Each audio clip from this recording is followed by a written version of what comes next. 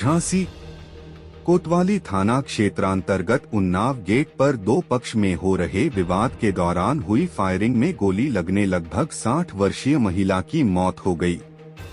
वहीं उसका बेटा छर्रे लगने से घायल हो गया।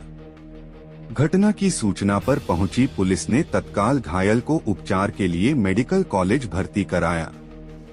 वहीं पुलिस मामले की जांच कर रही है।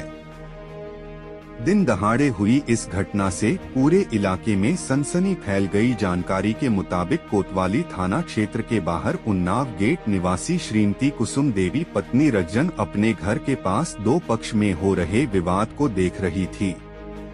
इसी दौरान दोनों पक्ष में विवाद के दौरान एक पक्ष ने तमंचे से फायरिंग कर दी, जिसमें फायरिंग के दौरान एक गोली सीने ने कुसुम देवी को जा लगी। वही उसके पास खड़ा उसका पुत्र राहुल को छर्रे लग गए। देखो घायल होकर जमीन पर गिर पड़े।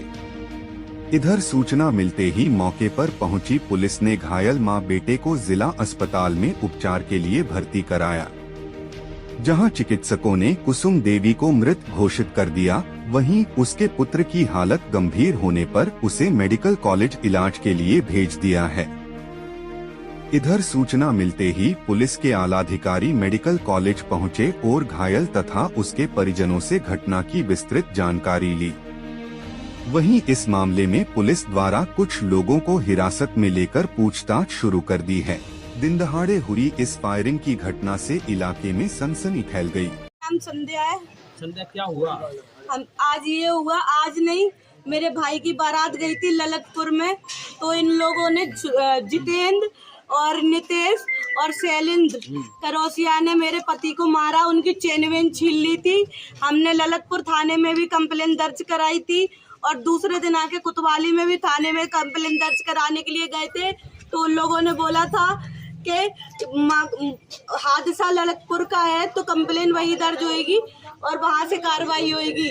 हमने बोला था, ये हमारे भाइयों को फोन लगा लगा के धमकी दे रहे कि अपनी बहन को बुलाया तो तुम्हारी बहन को और उसके पति को गोली मार देंगे।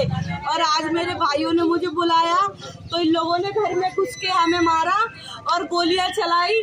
तो यहाँ पे हमारे पड़ोसी रहती थी कुसुम, उनके ऊपर फायरिंग हो गई और वो बेहोश रहेंगी, वो इमरजेंसी में भर्ती है।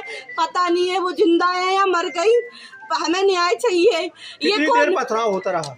आधा घंटे इन लोगों ने पथराया करा, हम लोगों को मारा, हमारे भाइयों को मारा, हमारी छोटी भतीजी है उसको मारा, हमारी छाती में गुम्मे मारे। कितने फायर हुए थे? वो उनने 8-10 फायर करे, 20-25 फायर करे। तीनों भाई तमंचे लिए थे, तीनों भाई तमंचे लेके फायरिंग कर रहे थे। हमें न्याय दो।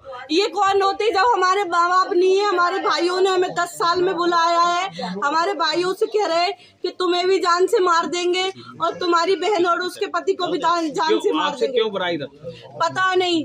उसकी जो बीवी है वो मेरे पति की दूर की रिश्तेदार है, तो और हमारे भाइयों से जलते हैं। ये शादी किसकी थी आपने? मेरे भाई की थी, मेरे भाई की। क्या लव मैरिज की थी आपने? हाँ, हमने लव मैरिज करी थी। मेरे भाइयों ने मुझे से वो कौन है जो आपके ऊपर हमला किया? वो आपके रिश्तेदार पड़ोसी है। जब हमारे सगे भाइयों ने हमें इज्जत से बुलाया, उन्होंने हमें सम्मान दिया, तो ये कौन होते हैं बोलने वाले? वो क्यों मारना चाहते हमें? कैमरे लगे? कैमरे उनके ही है, हमारे पास वीडियो भी है, फायरिंग हुई है उसकी वीडियो है हमारे पास। क्या मामला, कहाँ जा रही है? देखो दादा नीचे करो दादा। इसमें क्या आज थाना कोतवाली क्षेत्र के अंतर्गत ये भांडेरी मोहल्ला से एक सूचना प्राप्त हुई कि दो पक्षों में आपस में झगड़ा हो रहा है और गोली चलने की सूचना प्राप्त हुई। इस पर तत्काल पुलिस मौके पर आई तो ये ज्ञात हुआ कि यहाँ पर ये जितेंद्र वाल्मीकि और अमित वाल्मीकि, जो दोनों ही परिवार आपस में रिश्तेदार भी हैं, इनका परिवार शादी के लिए ललितपुर गया हुआ था। ललितपुर से शादी के बाद से वापस आने के बाद से इन दोनों परिवारों के बीच में कोई झगड़ा हुआ। उसी झगड़े के दौरान ये पथराव की इनमें आपस में घटना हुई और अमित पक्ष के ऊपर जितेंद्र पक्ष द्वारा ये गोली चलाई गई, जिसमें एक महिला वहाँ जो थी उनको गोली लगी और उनके अस्पताल जब ले जाया गया तो वहाँ उनको मृत घोषित कर दिया गया। साथ ही एक व्यक्ति को कुछ छर्रे लगे हैं जो अभी उपचाराधीन है। प्रकरण में सुसंगत धाराओं में अभियोग पंजीकृत किया जा रहा है और आगे की विधिक प्रक्रिया पूरी की जाएगी। कोई क्या था? इसमें जो दोनों पक्ष हैं, ये शादी को लेकर इनमें कोई झगड़ा ललितपुर में हुआ था जब ये लोग गए हुए थे शादी के दौरान। उसी बात को लेकर वापस जब ये आए हैं तो दोबारा उसी बात को लेकर इनमें झगड़ा हुआ है। और जो इसमें दोनों पक्षों से जो आरोपी पक्ष है और जो पीड़ित पक्ष है, दोनों पक्षों से कुछ लोगों को अभी हिरासत में लिया गया है। और इसमें जो मुख्य आरोपी है, जो गोली चलाने का आरोप जिसके ऊपर लगाया जा रहा है पीड़ित पक्ष के द्वारा, उस व्यक्ति को भी पुलिस ने हिरासत में ले लिया। यहाँ दीवार में गोलियों के निशान, कितने राउंड फायरिंग चली है? ये अभी चीज़ें स्पष्ट की जा रही हैं। ये इनके द्वारा बताया जा रहा है कि ये 12 बोर का कोई असला उनके द्वारा यूज़ किया गया था, जिसके छर्रे के वो निशान है। ये अभी पूरी प्रक्रिया पूरी की जाएगी और ये आरोपी से जो हिरासत में है पूछताछ करते हुए, बरामदगी करते हुए आगे की कार्रवाई पूरी की जाएगी। अच्छा, पत्थरबाजी काफी देर चली, इसमें कुछ लोग चोटिल हुए हैं? पत्थरबाजी चली है, उसमें कई लोग चोटिल हुए हैं, वो कितने हैं? हाँ, उसमें अभी दोनों पक्षों की ओर से जब इनमें आपस में टकराव हुआ है तो उसमें कई लोग चोटिल हैं जिनको उपचार के लिए भेजा गया। मैम, एक बात और निकल के आ रही है, जो मृतका है और जो दूसरा का इंजर्ड है, जो वो दोनों पक्षों की तरफ से नहीं थी। ये जो महिला है, इनका जो जिस पक्ष के ऊपर ये पथराव किया जा रहा था उसके पड़ोस में उनका मकान बना हुआ था और वो अपने गेट पर खड़े होकर ये देख रही थी। उसी दौरान जो फायरिंग हुई तो फायर वो उनको लगा और उससे वो घायल हुए, जिसे अस्पताल ले जाया गया और वहाँ मृत घोषित कर दिया। ठीक है।